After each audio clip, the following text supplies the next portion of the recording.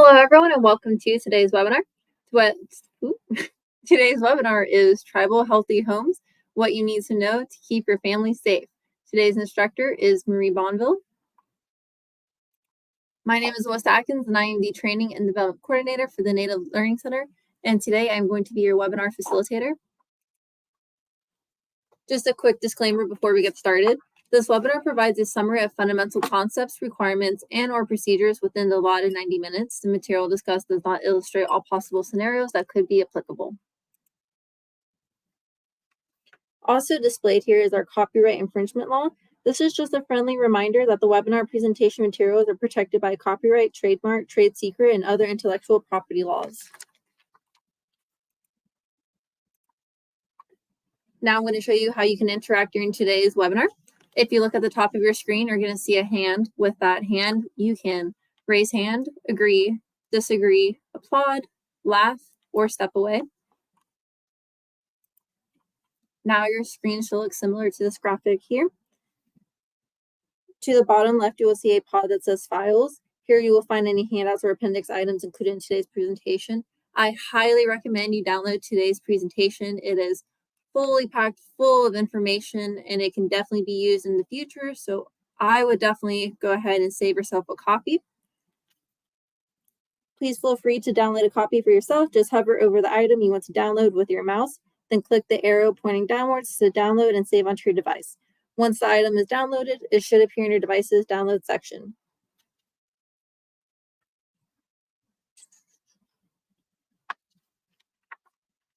The second pod to the right, labeled Web Links, is where you will find our survey about today's webinar, along with the link to receive our weekly newsletter. Connect with the Native Learning Center on LinkedIn and any other links that will be seen through today's presentation. Finally, to the right of the screen, we have a chat pod available.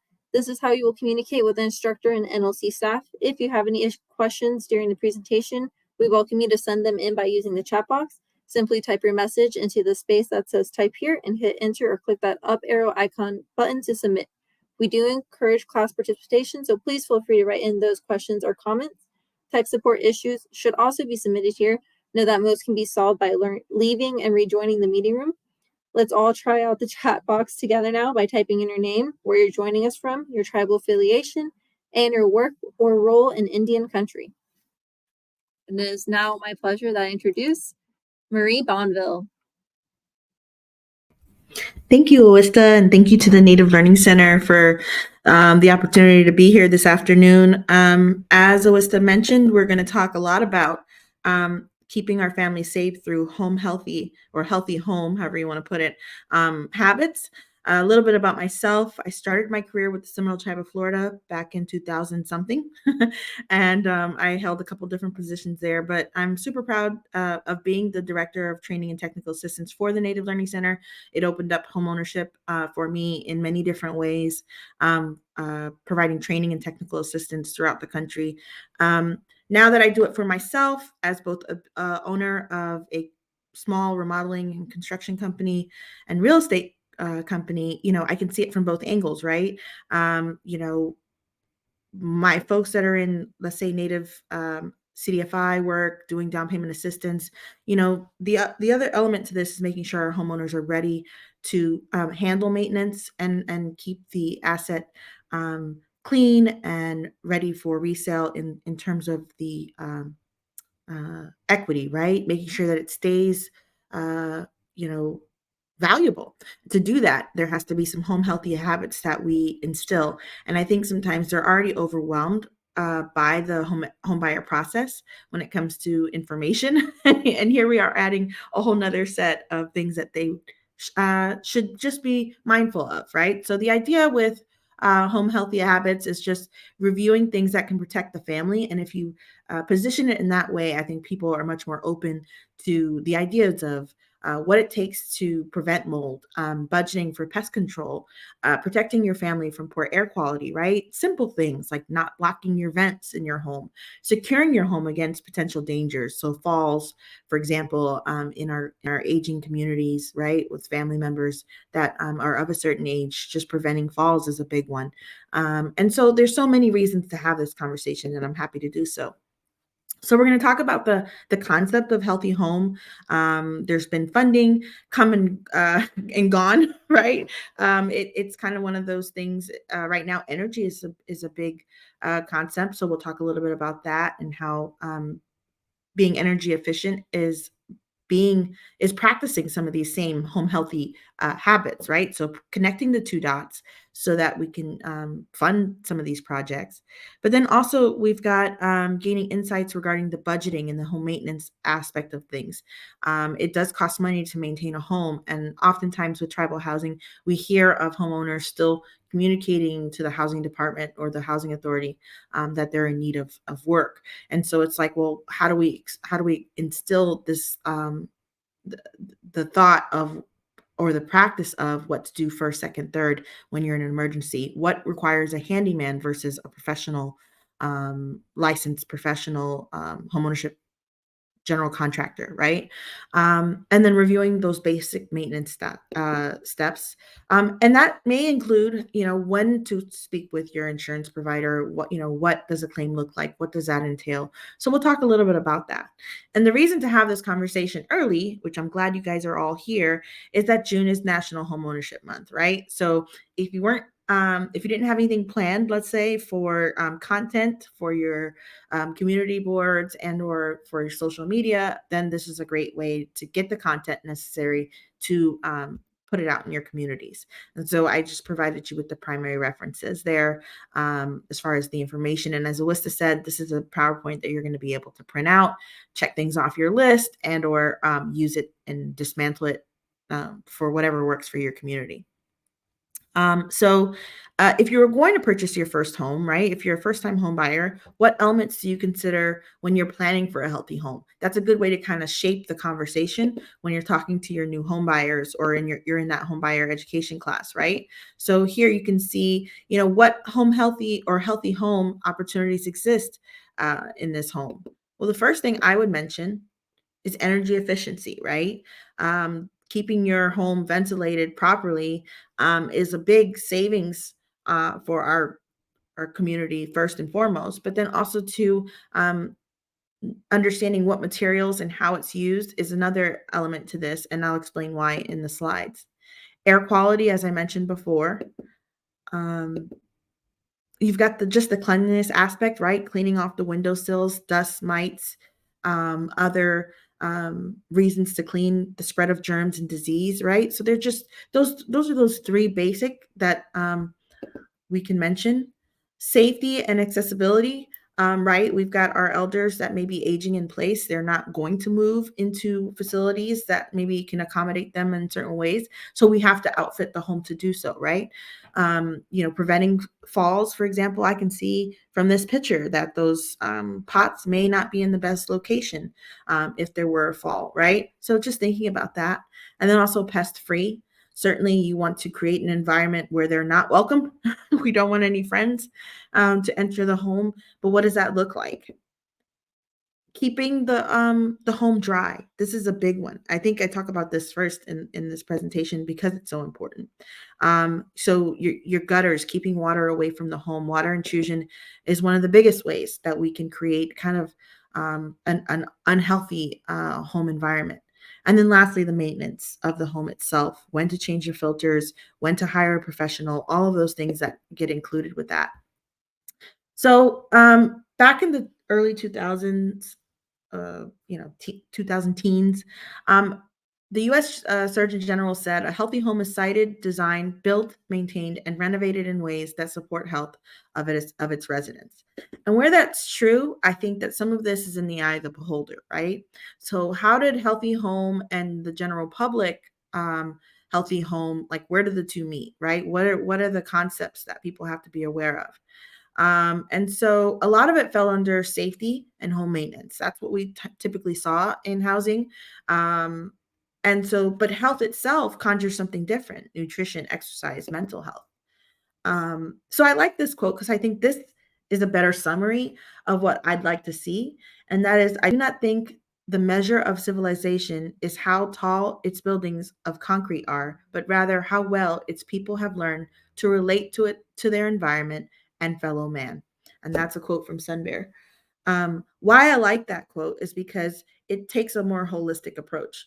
It understands that we're looking at how your home affects your mental and physical health. My mom always used to say, show me your home and I'll show you your mind, right? What does your mental state look like when you see lots of clutter and confusion and, safety hazards and an unhealthy, maybe cleanliness situation? That is going to play on a person's mental situation. Also, their physical health, right? There are some fall hazards and things like that, safety issues that need to be addressed. Nutritional health, of course, if you're not cleaning up spaces, especially in places like a kitchen or a bathroom, then you're going to aid in the spread of disease and illness. And then financial health, sometimes people can't afford or they don't budget to be able to afford things like pest control. And so it's the having that conversation of how to protect your financial health, because you don't want a small pest problem to turn into a large pest problem, which can cost you. You're going from several $100s to several $1,000s if you don't plan for that, right? And of course, your environmental health. This webinar doesn't touch on things like lead poisoning and radon and things like that, but it is important to discuss the environments you're in and the sorts of hazards that exist, depending on the home, the age of the home, etc., where lead could be present and other environmental factors. But we will talk about the home as a system, and where it's people living in the home, the structure of the home itself, and potential health hazards. So that's what we're going to focus on today. So, for example, and this is just an easy way to follow along here, if you have moisture or water intrusion, and so that could mean a natural disaster, that could mean a leak in the roof.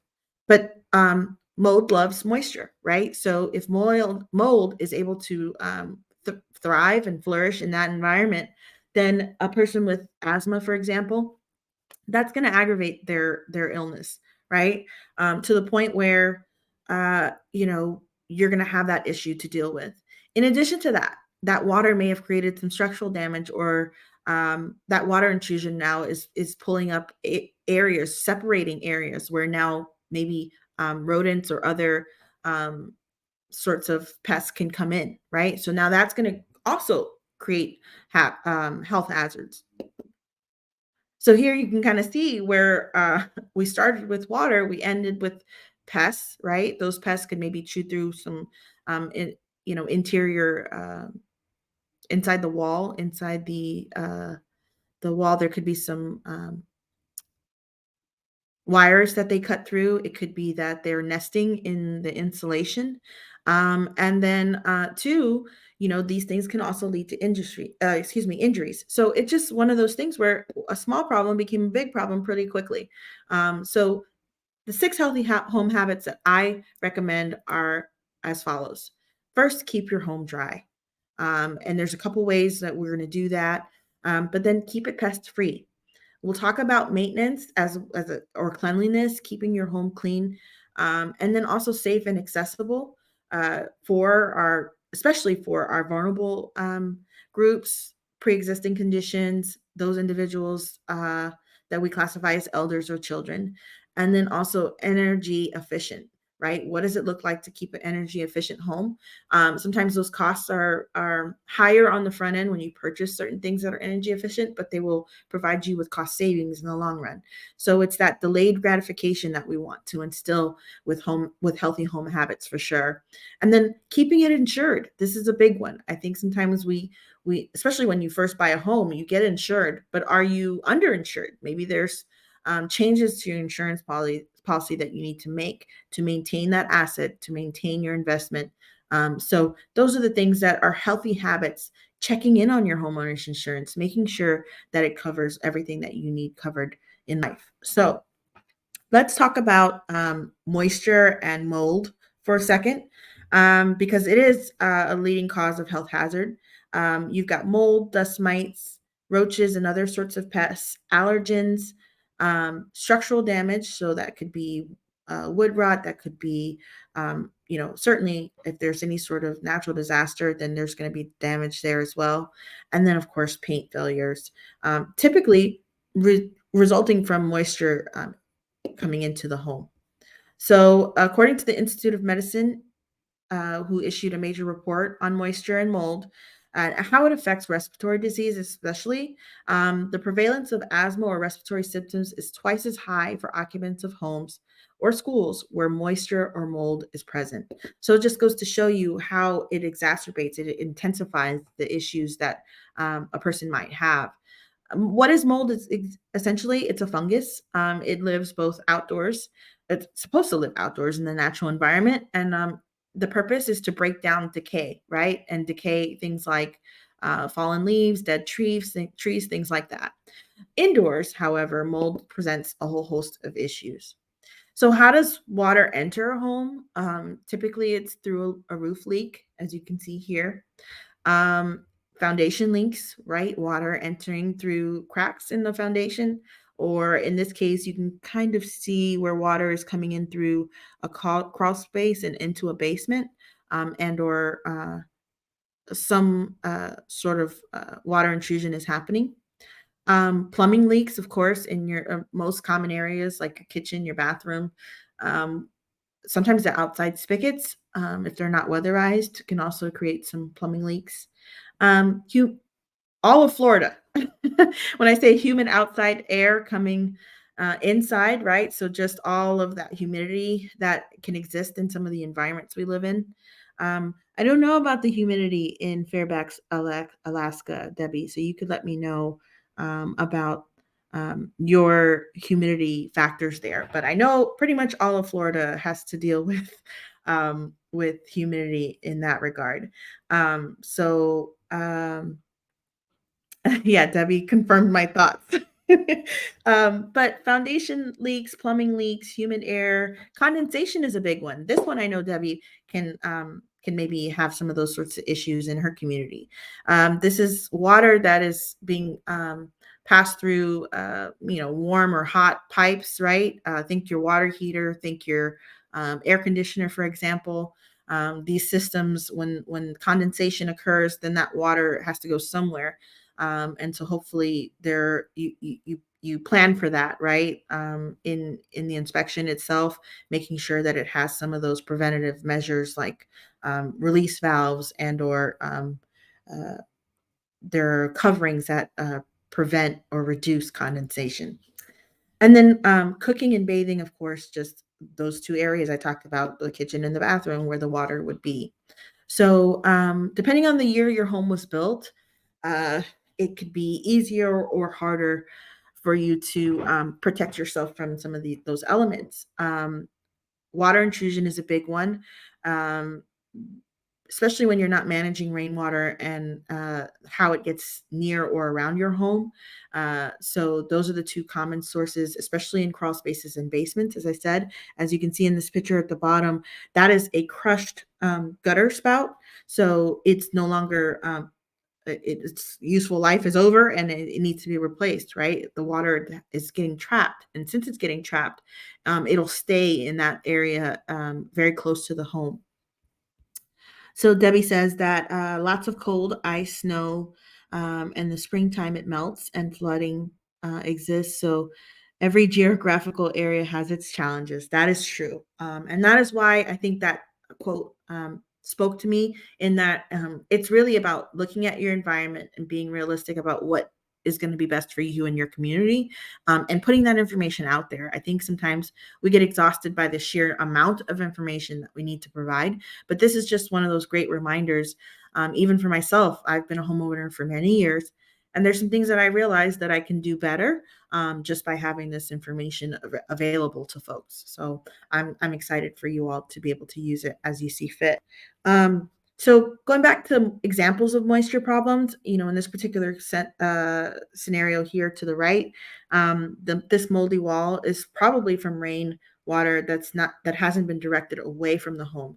And you can also see like there's a strong area that doesn't have mold. And so I can see that essentially the mold has gone through the protective barriers of the home. So the siding itself or wherever the water is coming in, whereas those white areas must be where the structural or support beams are. And so it's not letting the water, the mold get to those areas. Um, Moisture problems when it comes to plumbing leaks, kitchens, bath, laundry room areas. I know folks, especially if you have uh, I noticed that some of these areas can tend to clutter, like for example, underneath the kitchen sink. Um, Bathrooms underneath the bathroom sink, laundry rooms have a lot of usually linens and other things.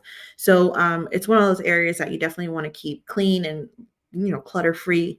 But mold due to poor insulation is one of those things, and also surrounding the windows itself. So how do you prevent mold, right? What can you do? Well, you wanna make sure you're using your kitchen and bathroom fans. This is, like, one of those, checklist things that I think is helpful. Wipe down shower walls and bathroom showers. Um, you know what? I never noticed that my, bathroom in my master bathroom doesn't have an actual window. Um, and so I have no way without using the fan, I have no way of opening a window to let some of that humid air out when I take a shower. So that's one of those things that I think I wanna focus on and making sure I turn the bathroom fan on as a habit before I, use the shower, is gonna be kinda one of those things that I do from now on. I never really thought about it. Of course, wiping down the shower walls after baths and showers, again, something I'd never thought of. If there's more, if you can get one of those testing kits, or sometimes it comes with, if you have one of the more fancier units that can test for humidity levels in your home, sometimes the Nest and other tools can do it for you. But if it's more than 50%, then you want to turn on some sort of air circulation or air conditioning if you have central air.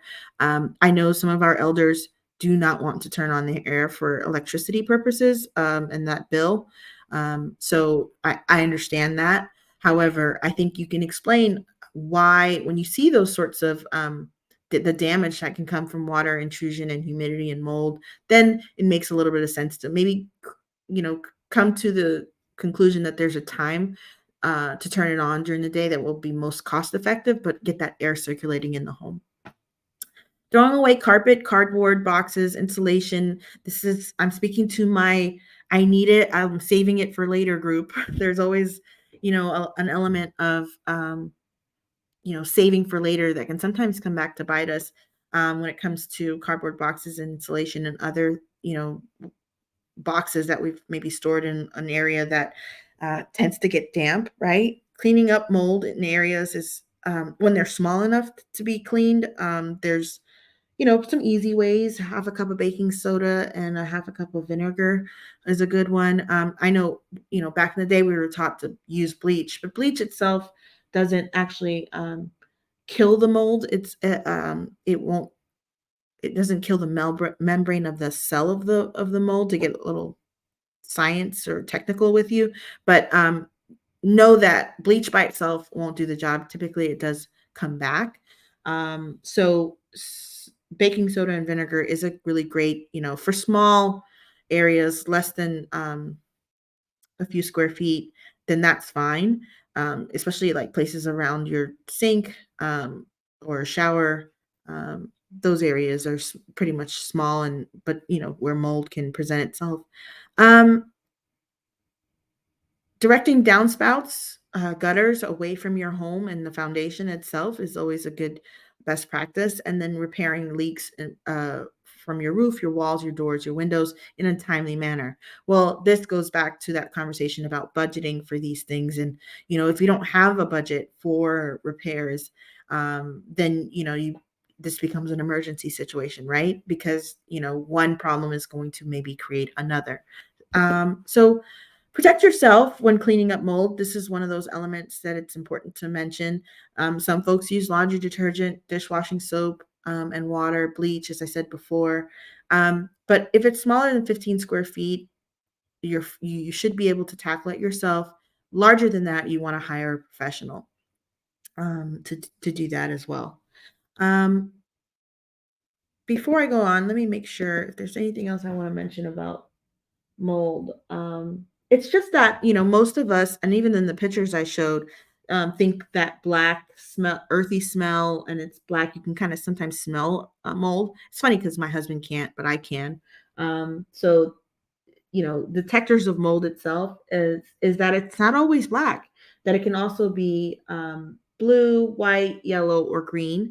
So that's just something to note. And also, we think about walls and carpet and things like that, but we don't always think about our physical items and how they can actually ruin, things of value to us. So storage areas where you store things, be careful with that, because sometimes we put stuff up for safekeeping and in fact it's growing mold. I think about children and their toys, and their stuffed animals, in a hot humid area, if it's in the attic or in the basement. These are the sorts of things that can be a very good mold producer, that we don't necessarily always think of. So that's just one more thing to note about mold, is that it doesn't always look or smell like you think it does. And so it's really important that you're also using protective gear. As I said, uh, putting on gloves, even a mask if you get aggravated by the smell of cleaning products, if you and then also too, if you have any sort of uh, issues with asthma or respiratory issues, then you would want to put on a mask as well, because that mold will aggravate you. So now we're going to move into the pest-free environment and talk about what that looks like. Um, I'm going to use a big fancy word here, or phrase, integrated pest management. People call it IPM. It's just a fancy way of saying that it's a combination of management tools that you would use to maintain your home, right? So, like, what does it look like to have an integrated pest management solution, right? So first, let's define the pests that we're talking about. Certainly, rats and mice are the big ones. We never want those in the home. But from time to time, I know where I live, in um, the northwest corner of Georgia, we get these large water bugs or roaches they typically live in the trees, and at this time of year, they're looking for a water source. So as it starts to dry up and spring and summer approach, we definitely have to hire a professional to maintain because I live in a wooded area where they tend to want to drop from the trees and find a place to shelter. So, you know, it's not always the uncleanliness that comes to mind when you think roaches or insects. But then there's also fleas, bed bugs, things like that, which sometimes can come from not keeping a cleanly home. House flies, sometimes it's just by having fruits and vegetables out on a counter. Mosquitoes are a big one because they can transmit diseases like many of the others of pests we just talked about. Dust mites are a big one in different regions, and then also any sort of regional pest that you all have. Feel free to put that in the chat area. It's been interesting learning about the sorts of geological concerns that folks might have. But what are some of the um, regional pests that you all would have to deal with that maybe I might not have to worry about as much? I'd be interesting to put that in the chat area as well. Um, the thing with pests is that it can trigger or cause both asthma and allergies. People have broken into hives over the dander or dust that's left behind when these animals die, or insects die. They can transmit diseases. They contaminate food. They also travel. That's how they got in your home in the first place. So clothes, beds, belongings. And they tend to lead to an overreaction. As humans, we tend to overreact, and we might ignore pesticide labels, or just the things that would naturally protect us. We overspray. I am deathly afraid of bees. And I know they're natural pollinators, and I'm not trying to destroy them all, but I have an overreaction to them. This much is true. Of all of the insects, that seems to be the one that I just cannot stand the most, is bees or flies, that the sound that they make and just how I react to them, um, would probably be to overspray. So pests themselves, why do I want to bring them up? Is that they urinate, they drop fecal matter and shed skin and fur around your home. That's the reality, that we want to convey to our clients, our tenants, our homeowners. They tend to contaminate areas where food, obviously, they're looking for a place where they can feast. And so, but then that means they're in areas where we might ingest something as well. So, for example, a mice dribbles urine while they walk, it enters the home. And now you've got maybe children on the floor, right? Those toddlers that like to, get around, that would be unhealthy, and unhealthy environment for them. Um, and the other thing is that they not only spread diseases like salmonella, meningitis, other diseases, Lyme disease, but also to how they affect you in your home in terms of how you react. So now we'll talk about pesticides a little bit and just say we talked about that overreaction. Pesticides are toxic by design. Their job is to kill those elements that we just mentioned. However, think about it from the short term effects: skin rash, headaches, dizziness. How many times do we connect headaches to the things that we're using around us? And maybe your body having a natural reaction to a pesticide, or even a cleaning product for that matter. Stomach cramps, nausea, vomiting, and breathing difficulties can all come from the use of pesticides. And then there's long term effects that are being continuously examined when it comes to cancer, reproductive problems, and effects on your central nervous system. So, inhaling pesticides, for example, how close are you when you spray bug spray? So, of course, most people are exposed to some low-level pesticides daily, but the longer the exposure, meaning the more pests that you're dealing with in a home, the more likely you are to be affected by it from a health perspective. That could be your eye, your nose, your throat irritation, skin rashes, central nervous system damage. I never really thought about that before, but the fact that it could have an effect is important. Kidney damage, your kidney naturally just filters the body.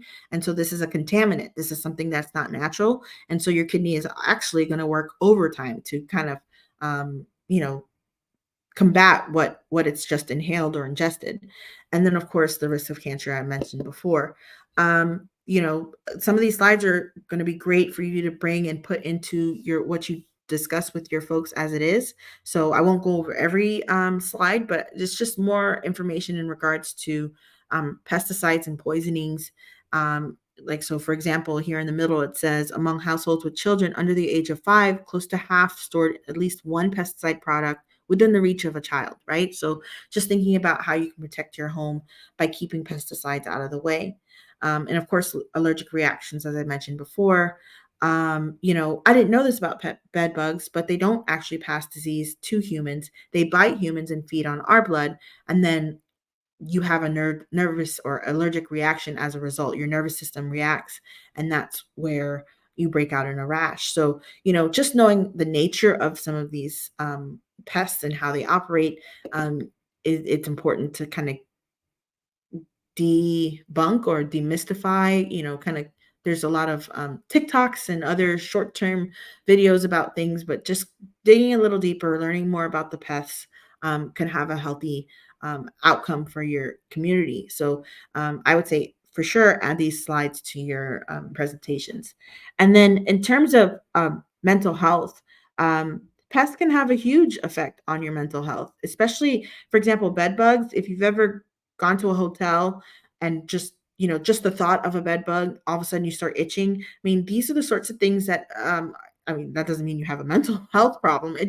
But it can mean that you're not comfortable in that environment. And when you're home, and this is your primary place that you lay your head, then sure, things like insomnia, anxiety can continue to persist. If you go into a kitchen and at night you're seeing roaches, especially the small little ones, meaning that they've bred to the point where they're now in your home, in and behind cabinet walls, walking over plates and dishes and utensils and things like that, that can have a huge effect on you mentally. And so it's important to get the help and support, and provide that support to folks if they're having some sort of pest problem, as far as resources. What are the local pest IPM pest management companies that you can use to advocate or give information or come out and speak to the community.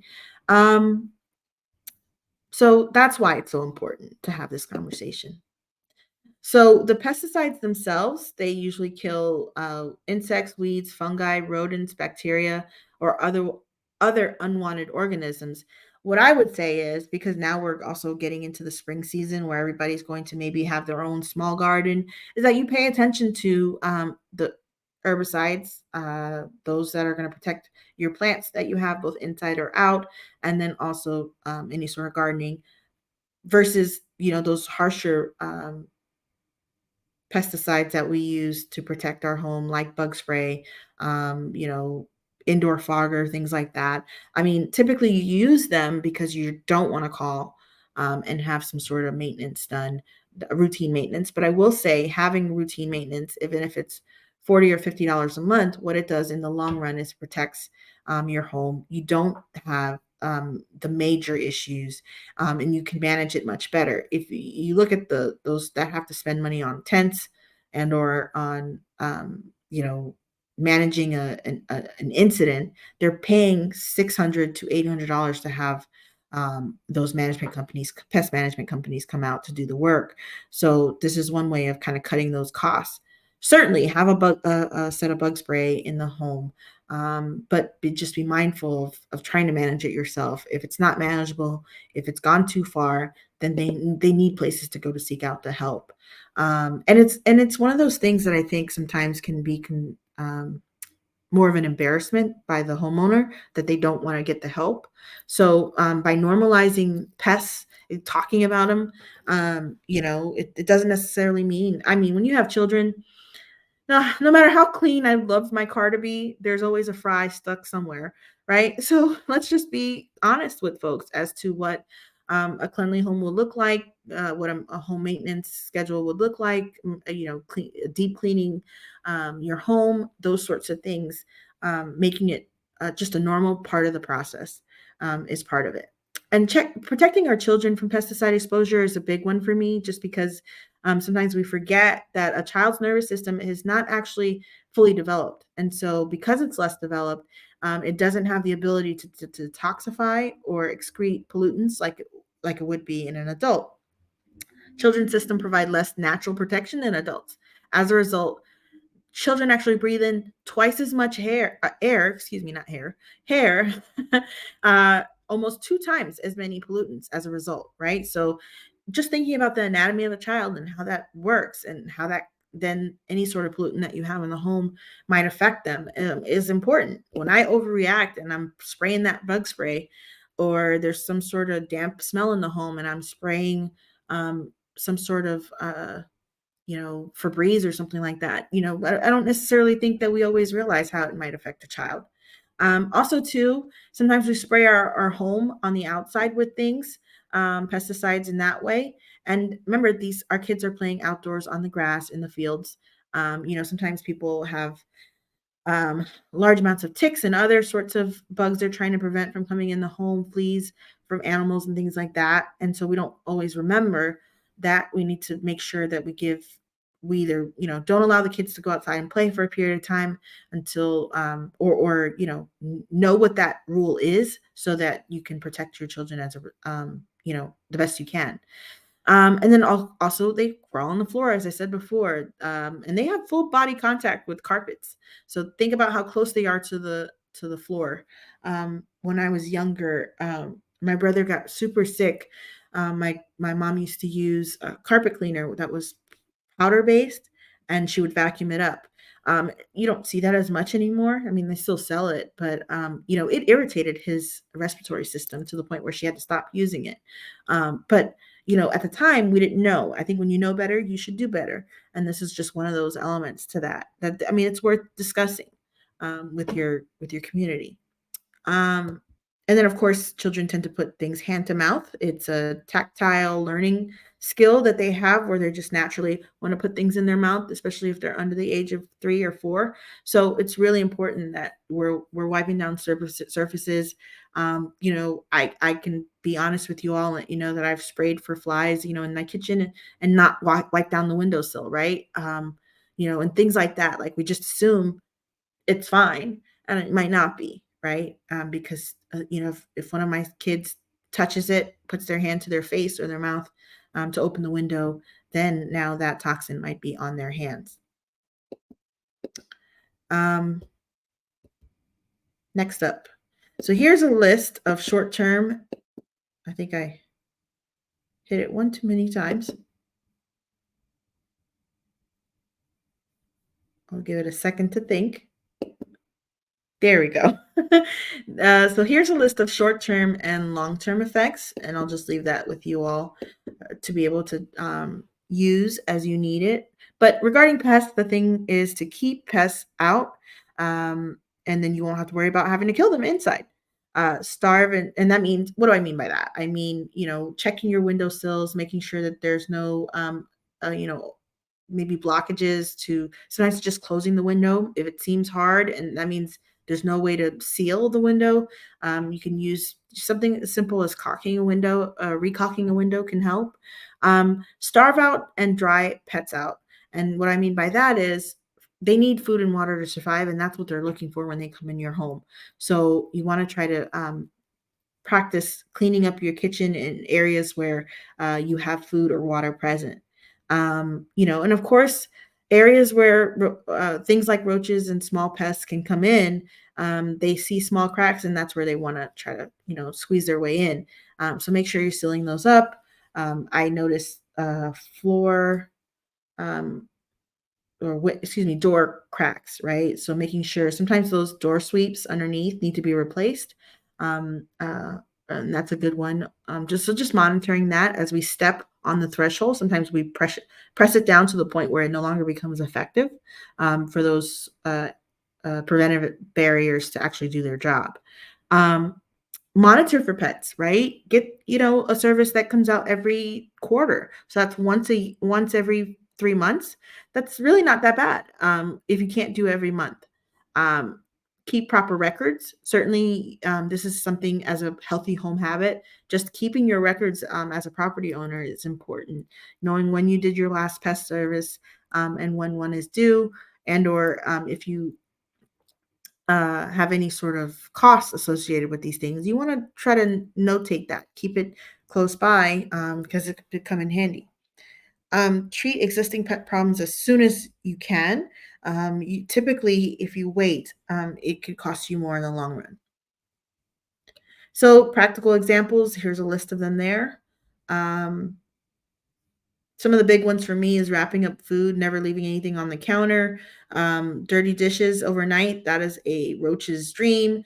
Sweep, mop, vacuum regularly, taking garbage out. And some of this seems like common sense, but there's that saying, common sense isn't always that common. I think that we're all coming from different homes and environments where certain things were emphasized more than others, and we can't assume, right? So this is just one of those things where we're making a sweeping statement by saying it's better for everyone to be aware, even if you think you already know. This is just the general preventative care that we want to talk about with our tenants and our soon to be home buyers.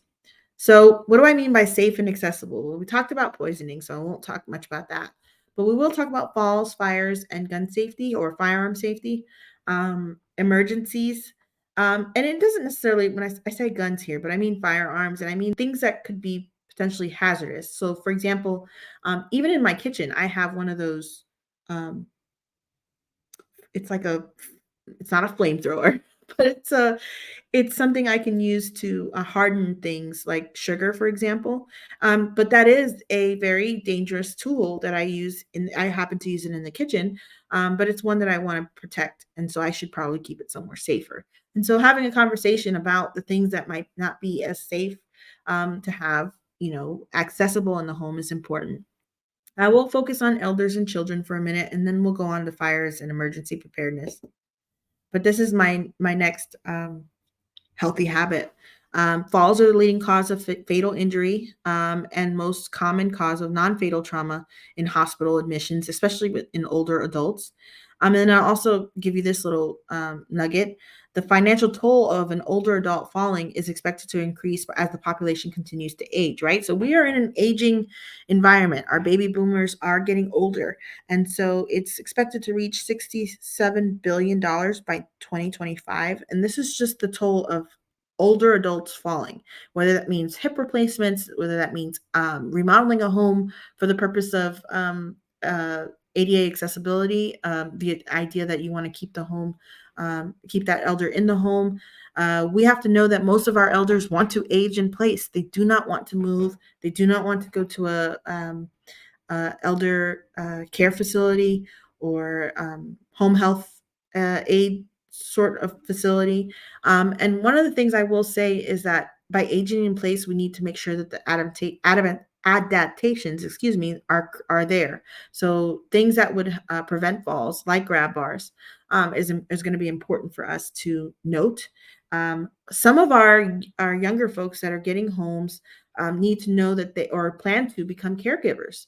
And I think that also is a conversation that needs to be had, in housing as it relates to, are you preparing for that? What does it mean to be a caregiver? Do you realize you're going to have to add those elements to your bathrooms and your bedrooms and maybe even your walkway and things like that, making it wheelchair accessible? So just walking through, what does caregiving look like?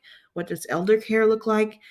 These are delicate conversations that I think we should try to have in a positive way, and from a budget perspective, because these things cost money, right? So adding handrails and grab bars, as I said, steps and walkways, making sure they're in good conditions, no cracks in them, preventing a fall, etc. Also well lit. Um, Typically, we're in wooded areas in some cases, in which case, it's very uneven, which can lead to falls. Um, Make sure you have a front door and a back door, and that they have strong deadbolts. Ways to access the home. Sometimes our elders are just not really good at keeping doors locked and keeping themselves safe in that regard. But also the older homes may only have one access point as opposed to two. So if they're blocking, for example, their back doors, tend to find clutter in like storage areas and things like that, garages and things like that. And that's your secondary access point. Um, so keeping both of those clear is one way to protect them. And then also emergency numbers and addresses by the phone. And then cell phones, many of our elders are using cell phones, but then, if it dies and or if you don't have access to that phone, how do you get the phone number, right? So calling for an emergency could be difficult as well. So being mindful of that. And then thermostat, right? Setting this thermostat of your water heater to 120 degrees, that prevents scalding. We do have, your skin is very sensitive as you age. And so we do have, accidental burns from the water temperature just being way too hot. So some of the safety best practices is to keep a flashlight, the old school flashlight. I know many of us use.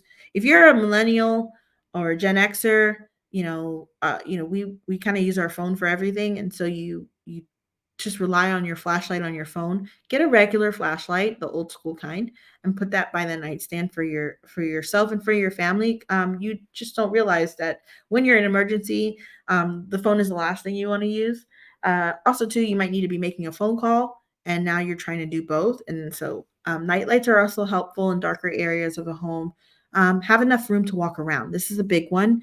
I won't say that uh, we're hoarding, but there is some element of just having a lot of stuff in and around the home that makes it harder to walk around, especially at night or if the electricity goes out or something like that. So we don't want to create any additional hazards as a result. So keeping areas free and clear of clutter, I tell my kids all the time, my grandmother lives with us. She's 85 years old.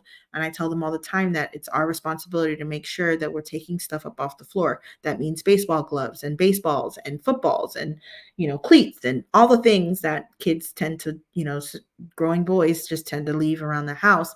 But those are huge hazards as it relates to her falling. So we talk about those things, and having those conversations is just a healthy thing to do. Levers on handles as opposed to doorknobs. This is a big one. So, we can talk a little bit about arthritis and as we age and how our hands work. And sometimes it's not as easy to open a door with a doorknob as opposed to a door with handles. So accessible toilets, toilet seat risers, walk-in showers, bathtubs. These are all great things. Some of them will cost some money to outfit your home as a result, but will have its benefits in that you're preventing a fall. When it comes to children, the main thing that I want to mention is medication. Simply because we take it for granted and we assume the child knows that it's not for them and therefore they don't use it. They also have the child safety locks on there, so you assume a child might not get in, so we don't necessarily keep it as protected as we could. So keeping medication out of reach of children is important. Checking the medication labels for the dosage and the storage requirements. Not all medication can be kept in a cabinet. Sometimes it has to be in the refrigerator. Well, if that looks like, soda or soda bottle, obviously pharmacies do go out of their way to make it not look like something they should ingest. But, kids can sometimes get into things and we wonder how. So be careful with that. I would always try to be careful with medication that's stored in a refrigerator, put it in the back and or try to, there's now these neat little, um, storage saving, like little clear plastic boxes that have a little lock on them that you can actually put in the refrigerator, which is neat, and that can protect you from children getting into medication that needs to be stored in a refrigerator. And then giving medication at the prescribed times, making sure you have that information so you don't over medicate. Being sure to notate medication requires food, whether you're supposed to eat it with food or not. It's interesting that I guess the thought and the research has shown that we're kind of lackadaisical when it comes to kids and medication, that we don't always follow the guidelines, or depending on the certain size of this child, which we may say, oh well, they probably need just a little bit more, right? Because they're heavier. Right now they're in their tweens, and so now that they're a little heavier, I'll give them a little bit more than it's recommended. And I know we all kind of grew up with that. Even my mom will say, I'll just eyeball it, but this is where the research shows that we can sometimes do some more harm than good by not following the medication's rules. It could create certain reactions that were unintended, of course, but that's just that about medications. When it comes to firearms, this is one of those things where we assume that everyone is keeping their guns and their other firearms, bow and arrows, things like that. Things that a lot of folks are into hunting, and so they have other sorts of yeah, tactical things that should be put locked up. But make sure it's in a cabinet, safe, gun vault, or in a storage case, and that it's inaccessible to children. You want to make sure you're investing in some sort of locking device, and that ammunition is also stored locked and in a safe environment. I have had folks say, "Oh, I just threw it in the back seat and forgot about it." Well, that's not safe. And then also making sure that you're practicing the safety guidelines of unloading the firearm and keeping it in somewhere safe when you store it. So, one of those things that you can do is looking at the entrance itself, making sure 0 steps, one entrance at least has 0 steps as an elder ages in place. The other golden rule is 32 inches of clear passage through any interior door, including all bathrooms. Hopefully, there might be even a half bath on the main. A lot of times, folks you'll see, as we age, we want to be on a main level if it's a two-story home. And so it's important to know that they can access everything from the main floor. So now we're going to switch gears and go into some fire safety. Just understanding the characteristics of fire, what should you do if a fire occurs, and how to prevent home fires. And so there's a tool. It's from Ready in Indian Country. It is created by FEMA. And the idea is just a way to protect yourself because fire spreads so quickly, right? There's usually no time to react. In just 2 minutes, a fire can become life threatening. In 5 minutes, a residence can get engulfed in flames. Heat and smoke is typically the dangerous part of the fire itself, in that that's what people inhale, and asphyxiation is the leading cause of fire deaths, and that's the inhaling of smoke. um, and it's a 3-to-1 ratio in that regard. So it's really important that we're talking about this. And I know that in our communities, many of our communities, fire is sacred, right? So we need to have a conversation as to how to keep our homes safe and the leading causes of fire without um, talking about fire in the non-traditional sense, right? So why do most residential fires occur? Cooking is the leading cause of injuries from fire. Carelessly discarded, even now, cigarettes and leaving cigarettes unattended. Sparks from fireplaces without screens or glass doors, and then heating appliances left too close to furniture. So, if you have a space heater, which again, going back to some of our communities and how hard it's been to get proper insulation and other energy efficient homes. When you're dealing with that environment and you're trying to just keep people warm, space heaters become the go-to option. And when that happens, you just have to practice some safety tips. So again, June is homeownership month. This is the sort of stuff that definitely can go out to prevent um, uh, fires from occurring. So the basic thing with any sort of fire safety plan is to create a practice plan that you can use with your family. And then twice a year, you want to practice this fire escape plan. You find 2 ways to get out of each room. If a primary way is blocked by fire or smoke, you will need a second way. And so it's real simple. And this is something you can do with kids and the whole family, really, to make sure that you're paying attention to your escape routes, talking about windows. Are they stuck? Screens, sometimes just water and dust and other things make a window very hard to open. So paying attention to that.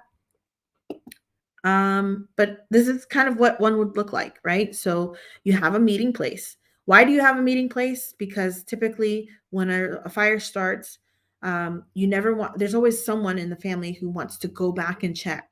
I think so and so is left. I think Kelly is in the room here where this red dot is, right? And so I go back in. Meanwhile, Kelly's already made it out of the home, and now I've put myself in danger, right? So the idea is you find one spot and you meet there, and then as a family, that's how you can run your check because everybody knew to meet at this one spot, and so no one's going into the home unnecessarily.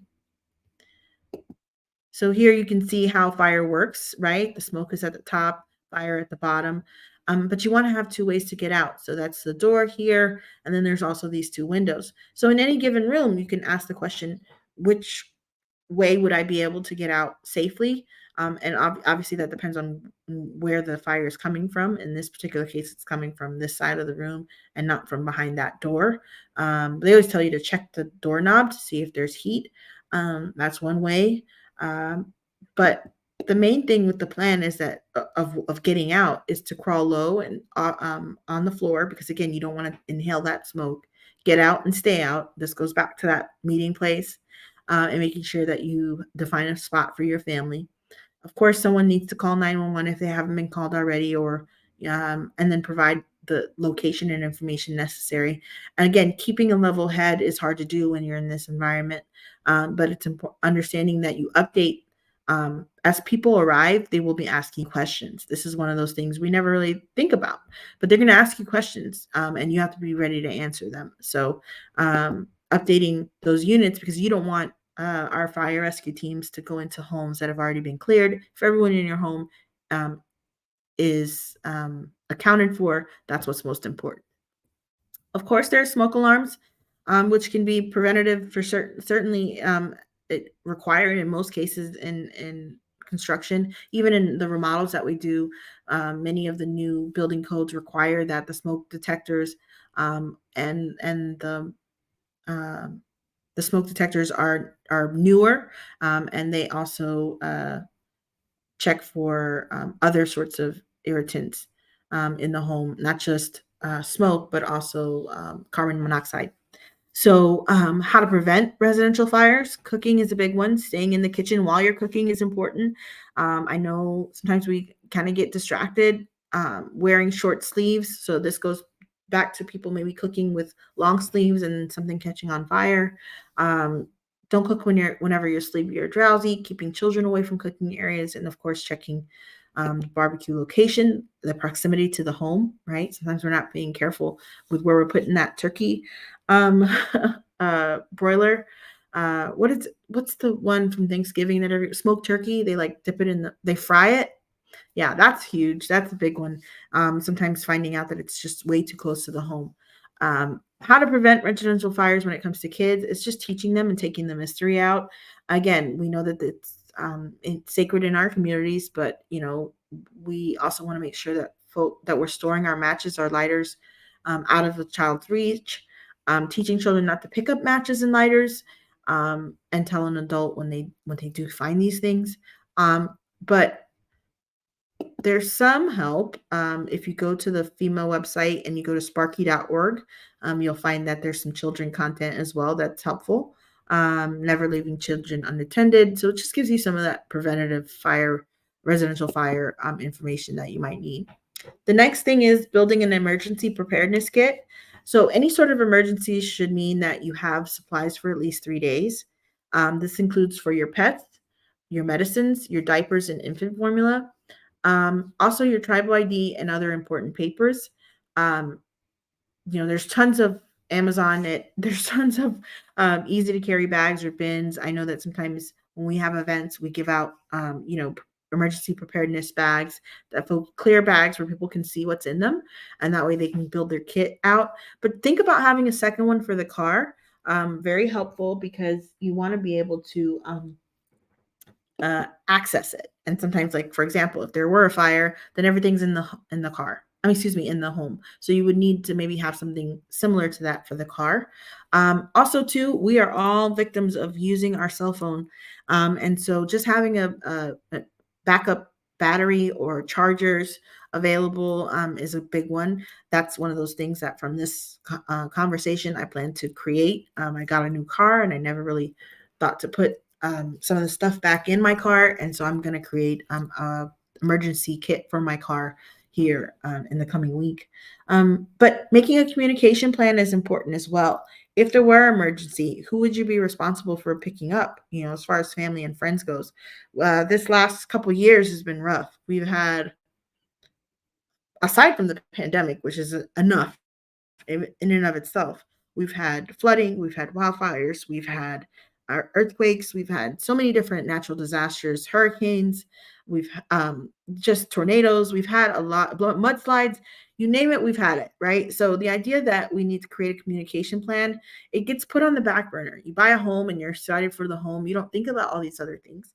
But every part of the country has its own natural disaster to worry about, and it's really important that we're coming up with a communication plan for our families. So pick a friend to call, and if you get separated, right? So amongst the family, you all need to figure it out, because you don't, again, similar to fire, you don't want one person going out to find them when they're already accounted for, right? Know where to meet, make a list of important information, make a plan to evacuate, and talk to your family and your emergency management team at the tribe. Have them come in and talk to your homeownership folks one day, just about things they can do to, keep a communication plan active. Practice your plan. So this is a family communication plan found on ready.gov. And so definitely you can take hold of this one, or you can create your own. If you know a graphic designer in your community, you could definitely just take the information, borrow the information, and create something that works better for your community. Um, So routine maintenance, similar to what we do when we're doing homebuyer education. We talk about the things that would benefit them, and being aware of licensing laws and regulations determined by the tribe, the state, and local agencies when it comes to doing work in the home, right? Because not all home repairs are created equal. Of course, there's cleaning, and there's a difference between cleaning and disinfecting, so or sanitizing. So cleaning removes dirt, organic matter, germs. Typically, surface cleaning is considered where that comes from. Sanitizing is different. This is reducing or killing the bacteria that's found on surfaces, viruses that are on surfaces. Think sinks and toilets and things like that. Those could carry bacteria and viruses. Um, and so, although it's important to note that, you know, when you're looking at those things you're wanting to kill, those that means you're using some sort of cleaner. In which case, you want to make sure you have on protective gear. So just note that there's a difference between cleaning, sanitizing, and disinfecting. Um, when it comes to your kitchens, you're cleaning your countertops and your sinks regularly using hot water on surfaces. And so this idea of touching raw animal products, this means like things like when you take out a package to cook, right? You take out some chicken or beef, set it on the counter. As far as those uh, surfaces, cleaning those surfaces, you would want to certainly sanitize and disinfect that area. Um, Not enough to just wipe it down.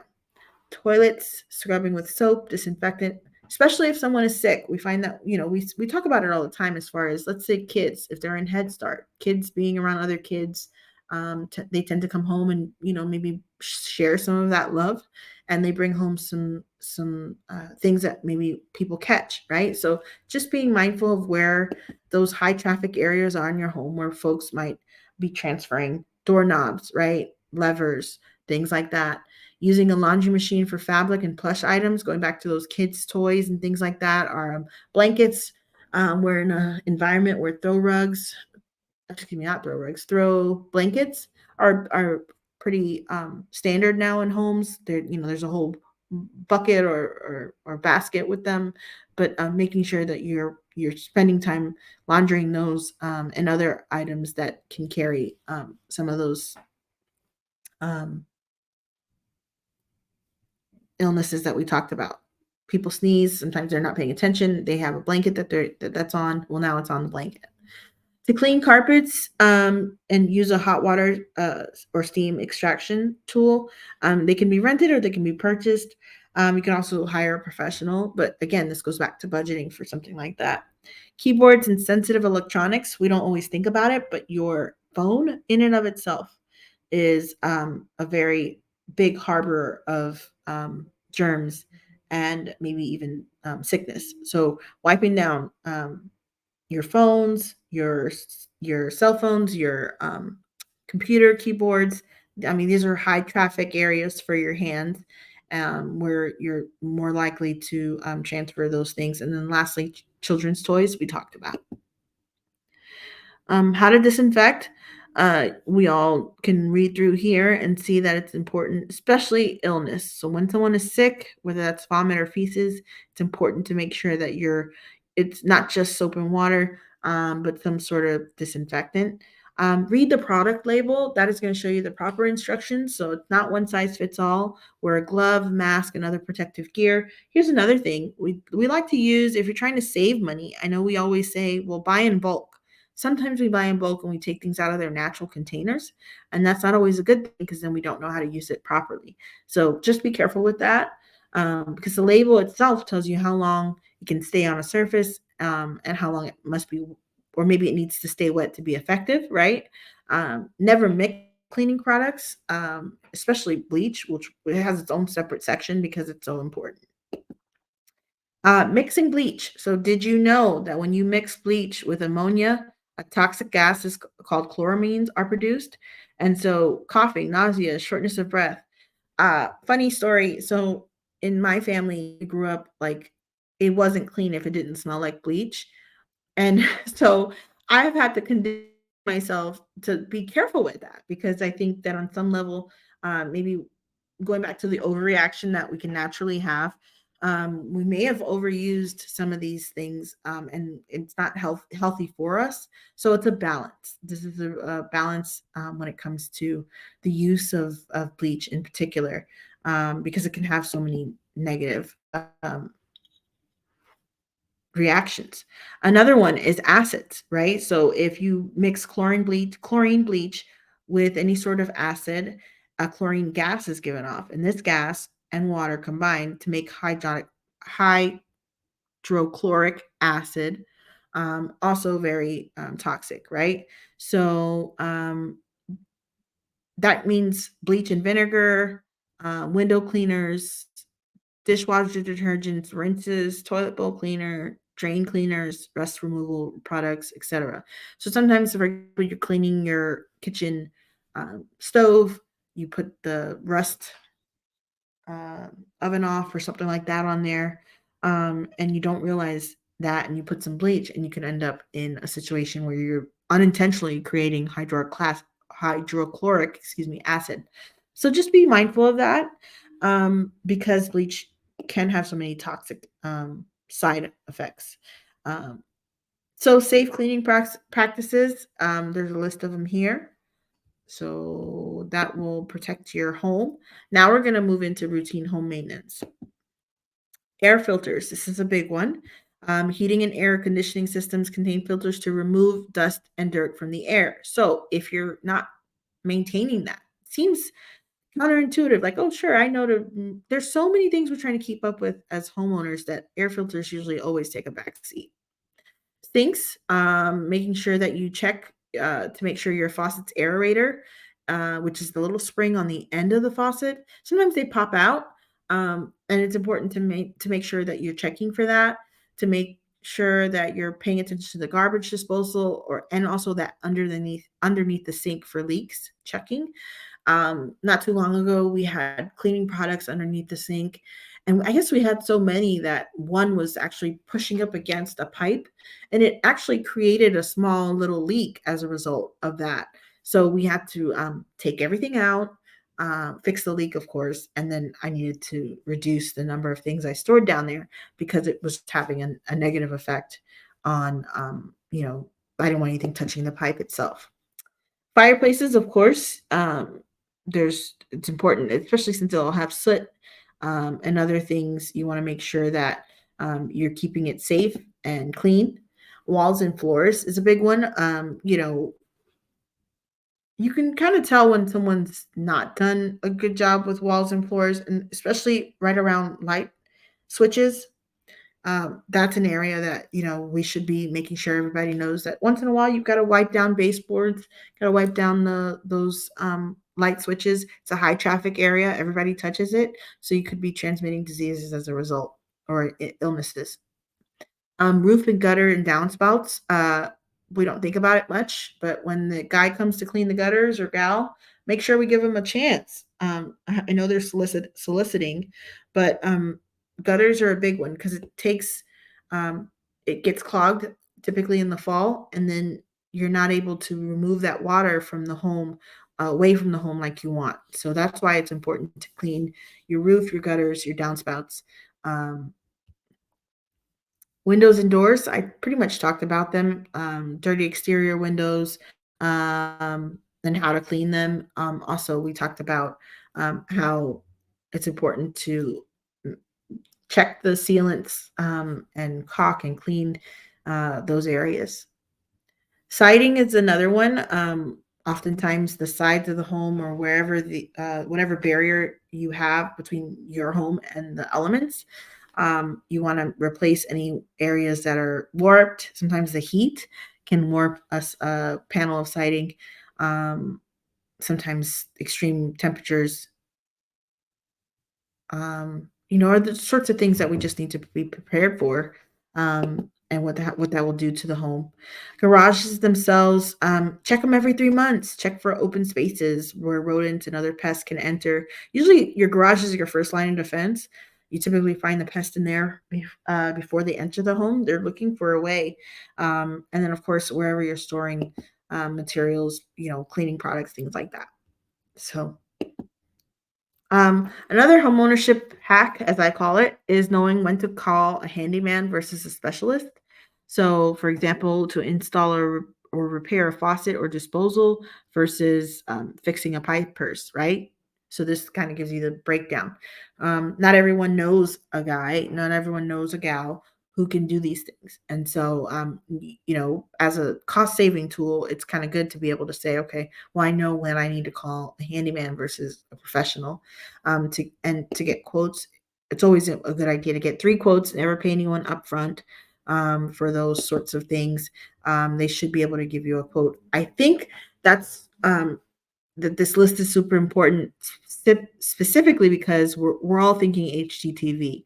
I think we all watch a little too much TV when it comes to repairs and remodeling, and we're not realistic with how long it can take and how much it can cost, right? So a handyman or a woman is a good option to to be able to fix some of these like honeydew things that are just been on the mind for a while, but you just never got around to it, or you yourself don't know how to do it. I'm hesitant to say YouTube it, but there are a lot of channels that will help you assist you with small fixes, like how to um, childproof your home, how to just there are a lot of cost saving elements to stuff online that I think can be helpful. So just being mindful of that. And if you are going to select a professional, I mean, general contractors typically get a bad rap for not finishing their job on time and or walking away with the money. So you can protect yourself by never paying up front for a job. The typical rule is 30-30, and the remainder, meaning I'll give you 30% to start the job, 30% halfway through the job, and then once the job is complete and to my satisfaction, then I will provide you with the rest. And so that's just one way of kind of making sure that you don't get taken advantage of when you're working with general contractors. In the last 15 minutes that we have, I'm going to talk about energy efficiency briefly and then talk a little bit about insurance. Because again, these are the sorts of things that our clients may not be familiar with and or they're just now starting out. So they're not familiar about how they don't have anything to go off of, right? When it comes to what their utility bills should look like. But a lot of things come into play, whether that's the size of the home, the number of people in the home, the age and location of the property, right? And then the home type. Is it stick built? Is it manufactured housing? The seasonal changes. Maybe it's one cost in the winter and one cost in the summer, right? And they're extreme. So, when we're talking about why a renter should look into energy efficient and being energy efficient, these these practices translate. What they do now will affect them in the long run. So it's important that they're controlling their budget, that energy has a place in their budget. And the same is true of homeowners. A well-planned first-time homebuyer budget will help them with long-term success as it relates to a rainy day fund, right? So going back to mold and mildew and that water intrusion that we saw way in the beginning, if they had a rainy day fund, then this water intrusion that they have as a result of an emergency, it's not of their own doing, but they can address it and they can do it in a timely manner. If you don't have the money and you don't address it, guess what? That's when the mildew and the mold can present itself and make a bad situation worse. Also, heating and cooling. These are some simple things. In the winter, setting your thermostat at one level, and in the summer, changing that to adjust for who's at home and when you're at home versus when you're away and why it matters. Certainly, if no one's in the home can be a little bit warmer than normal, simply, and that should cut down on costs during the day. But if everyone gets home at night or in the evening, then you can lower the thermostat some. And also using a fan, again, moving that air so that it circulates and you feel cooler in the space. So certainly, fans in the home, ceiling fans are helpful. Power strips. This is a big one. We don't talk much about electricity vampires, but essentially energy vampires are whenever something is plugged into a wall, it's actually taking uh, energy from the home. And so yes, the item is off, right? But it's actually still taking energy. So it accounts for 10% of your electricity bill. It's actually just the stuff you have plugged in your home. So unplug things that you're not using, you don't plan to use anytime soon. I'm notorious. Like, I've got my toaster oven and my air fryer and my uh, coffee maker plugged in, and I'm not using them all at the same time, right? Maybe I'm using the coffee maker in the morning, I'm using the toaster oven in the morning, and then maybe or in the mid afternoon, and then I'm using the air fryer at night. So I now think I'm going to go ahead and just reduce that cost a bit and try, unplugging some of those energy vampires. Um, Also, too, surge protectors are helpful because certainly you want to protect the appliance themselves or the TV or whatever it is from any sort of energy surge. You don't want to have to pay twice for damaged items from an energy surge. So sometimes just having it in something that can protect you in that regard, those power strips um, have built-in surge protectors and they prevent damage to the devices. But Energy Star is what we kind of look for in the industry when it comes to an appliance. And so making sure that you see the Energy Star rating on all your appliances is a good start if you're purchasing new ones in a home. Some of the energy vampires that I talked about earlier, inefficient lighting, areas that have air leakages, areas that need insulation and additional insulation, like your sometimes insulation moves. Like, so, for example, manufactured homes, if they're built offsite and they're brought to the location, sometimes just in transportation, some of that insulation might have moved away from windows or from the attic, not the attic, but the roof. So just being mindful of that. Also, flashing areas surrounding your roof.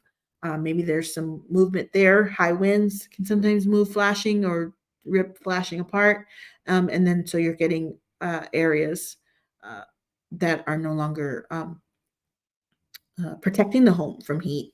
And so sometimes heating and cooling equipment also, we have to make sure that they're maintained properly. Going back to condensation, if it's located in your attic or in your basement, sometimes the heating and cooling equipment can create problems as well for us.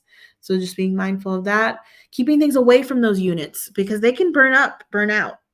We don't think about it much, but how much clutter do you have near your heating and cooling units? Sometimes back in the day, they used to say, plant a tree next to your air conditioner so it could keep it cool. I don't want trees close to my home, so there's that issue. But uh, the thought is just the fact that it won't overheat, won't work as hard, and therefore you won't have to pay as much in utility costs. Clogged ductwork or leaky ductwork. So this is another area to consider. So sealing air leaks, that's weather stripping. Weather stripping is what you would find, in your windows, in your door thresholds. Outlets and light switches. If you're in the middle of a building process and you're seeing a home built, you'll know that they typically want insulation in and around the light switches. It used to be that they were like empty boxes, and so it was allowing air to go through it. So switch plate insulation is now available. They have, I forget what it's called now. It's like this yellow blown thing. It hardens, but it goes around the plate to make sure that no air gets in or out. It reminds me of Fix a Flat, but it's not called that. I forget what it's called now. But essentially, it goes around those light switches and electrical outlets, and that helps you with being more energy efficient. Um, so in a home, this is the breakdown: ceiling and ductwork. Of course, if you've got the additional funds of renewable energy is always a great option, but we do know that that has a considerable cost. But improving and replacing your heating and cooling and ventilation systems is one area. If you're in an older home, upgrading lighting and appliances and water heaters. There's tankless water heaters now that only heat a home uh, when the water is not needed and not, with this large tank, because it takes time and energy for it to cool and to heat up. Replacing windows with windows that are more energy efficient, of course, is always helpful. And then sealing air leaks and adding insulation, as I mentioned. I just want to mention briefly the Home Improvement Expert Checklist. It's a neat tool. If you go to the Department of Energy's website, and I think I provided it in the slides, it breaks it down for you. So enclose your checklist, and it'll tell you exactly what a homeowner and or a handywoman can do. Understanding insulation, it explains it. It gives you actual definitions. So if you're not familiar with understanding an R value, maybe you're going to purchase some more insulation and add it to a room that's drafty. Well, then this will give you the information you need. When you're choosing to replace something, right, and you don't know a whole lot about it as a new homeowner, I'm not I don't know everything there is to know about heating and cooling systems, but through going to this home checklist system, I'm able to look at a fresh air system and how it works. So your bathroom exhaust fans, your kitchen exhaust fans, your ERVs and your HRVs, these are recovery ventilator systems. What do I mean by that? Just like the picture says, it takes hot air out and makes it cool, and it takes cool air out and makes it and allows it to escape, right? So think about like the hot air that your attic might generate and how it can get out of your home. So that's a good thing. And then just thinking about how many of those systems are blocked. When I first purchased my home, my husband was very much like, "Don't block the vents," and I had no idea what he meant by that, and it was messing with my design work. Right, I wanted my bed a certain place, and I wanted my dresser a certain area, and he was like, "No, we can't do that because we'll block the vent." And I could care less about what he wanted because I was more concerned with what it would look like. But now I totally understand what he means. And so that's what I mean when I say that we can just be honest and real with folks and explain why some of these things are to our benefit. So from a home energy perspective, by blocking those vents, I'm not getting good indoor air quality, right? That's first and foremost. So I'm not allowing clean outdoor air and removing that stale old air from going in and out of the home whenever I block a vent. But then also too, from a cost perspective, it's probably costing me more money now because I'm blocking those air vents and returns. I'm making the unit work twice as hard to get air in and out of the home. So that's that. If you're wanting to know the difference between a tank water heater and a tankless water heater, same thing. I didn't really know much about this, but tankless water heaters are typically 10 to 20% more energy efficient. They live longer, right? So up to 20 years. So that's going to be a huge cost savings. And then also they can be 2 to 3 times more expensive up front, but in the long run, there are benefits. So I think delayed gratification, that's really what we want. The only other thing I want to mention with energy efficiency is as it relates to the home energy score. This is what it looks like. And so any home that they're interested in looking at, it's similar to like miles per gallon. Like every car, we know exactly how many miles per gallon that they can get. And so with an energy score, what it's doing is saying your home is currently at a 3. If you did some of these things to update, your HVAC system or to to seal some of these leaky areas, then your energy score could go up and you'd save so much money. And there are companies that can come out, sometimes utilities companies, especially in our tribal areas that service our tribal communities. You can ask them for a home energy audit, and they can provide you with this score or report. So the last thing we want to talk really quickly about is insurance basics. We all know what insurance is. The idea that you're purchasing homeowners insurance, it's required by the lender, right? So you don't really have a choice in the matter if you're using a home mortgage provider. But the idea is you're protecting the asset from the unexpected, right? So the dwelling is the main structure of the home. And then, of course, after that, you've got personal property that can be protected, but that's only 40 to 60%. When we talk about a home, we talk about generational wealth and protecting generational wealth.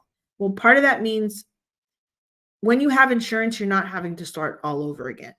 And so for those communities that have had generational wealth, they had insurance to protect them from things that were unseen, like a natural disaster, right? They couldn't have predicted it, but the fact that they had insurance means that their family didn't need to start over.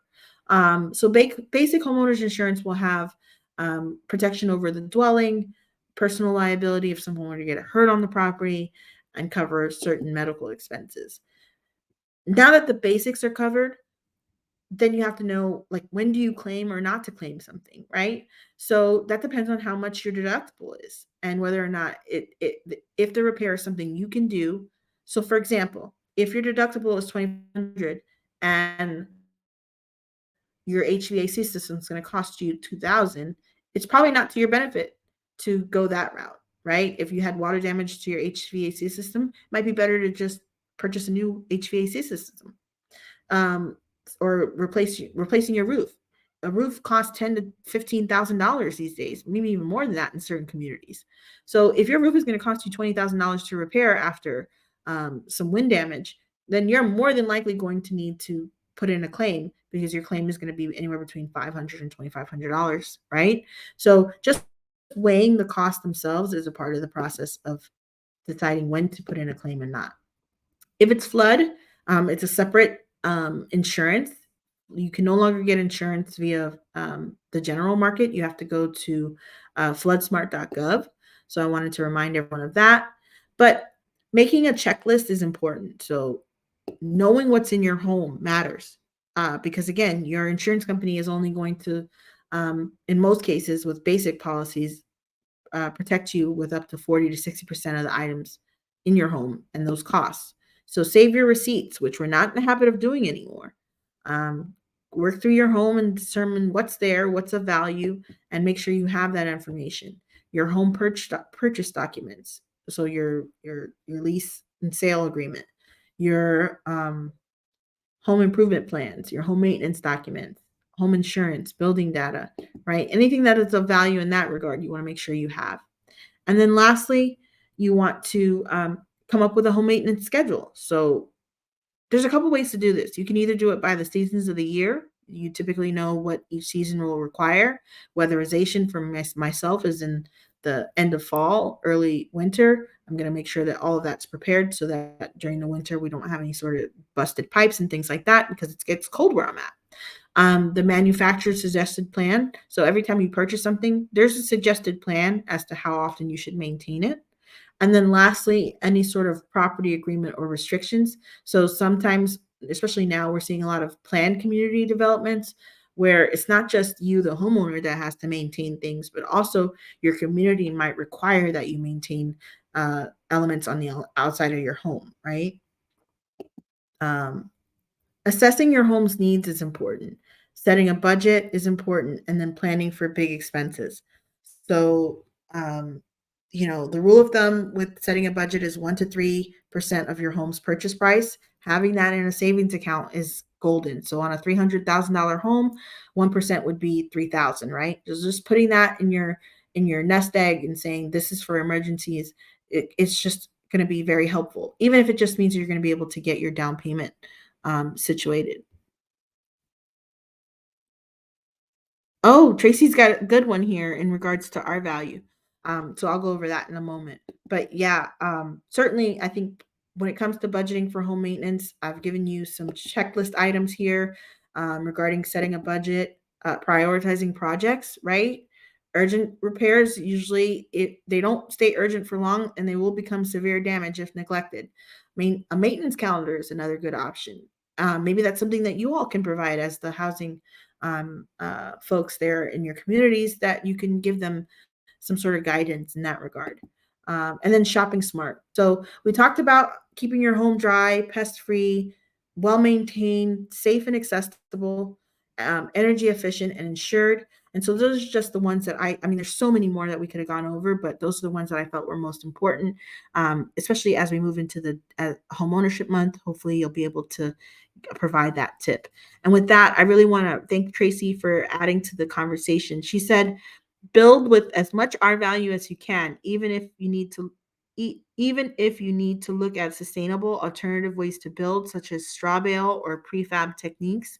Also using a thicker HVAC filter is more efficient. Less power is needed to suck air through them. Lastly, a tip for tribal communities that they might want to look into is solar or solar thermal grid alternatives. Um, Grid Alternatives is a company that uses Tribal Accelerator program, which I have used in several communities with great success. These are no cost, low cost programs that will work with your utility company.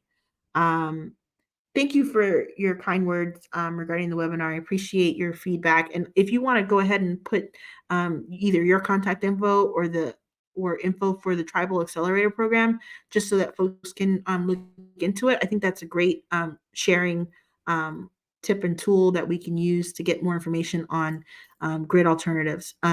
Yeah, the energy is behind energy right now.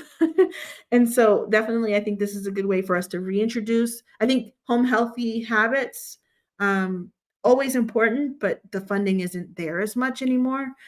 So this might be a great way to kind of reintroduce home health from an energy efficient perspective as well, and kind of bridge the gap. So with that, I want to thank the Native Learning Center for their time, and all, of course, you all for spending this last hour and a half with me.